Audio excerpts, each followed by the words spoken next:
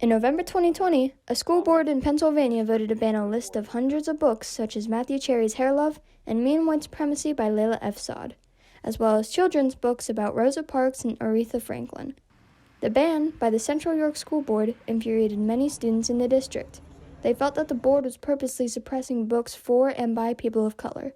So they united together, started to organize protests, and began their fight. We are all in this together. You are not alone. Our voice needs to be heard.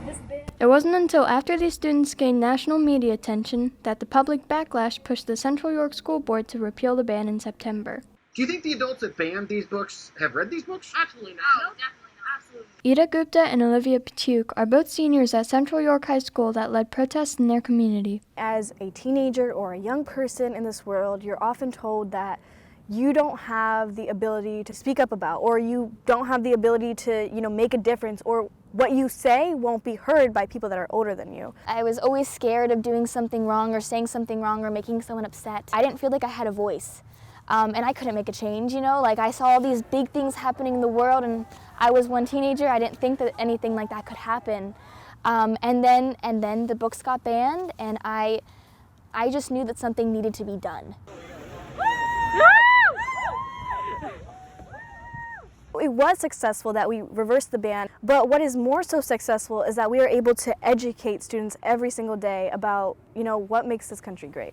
People began waking up and seeing what needed to be done.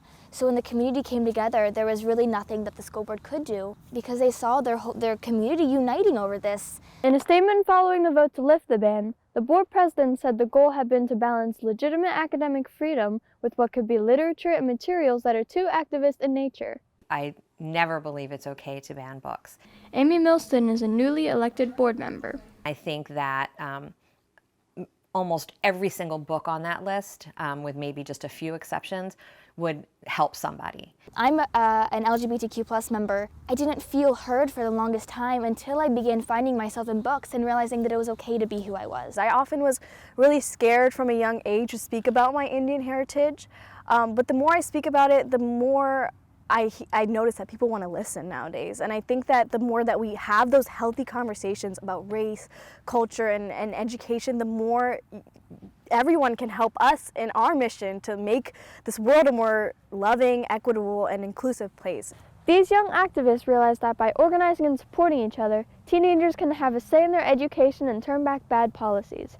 For the PBS Newshour Student Reporting Labs, I'm Lizzie Pegg in York County, Pennsylvania.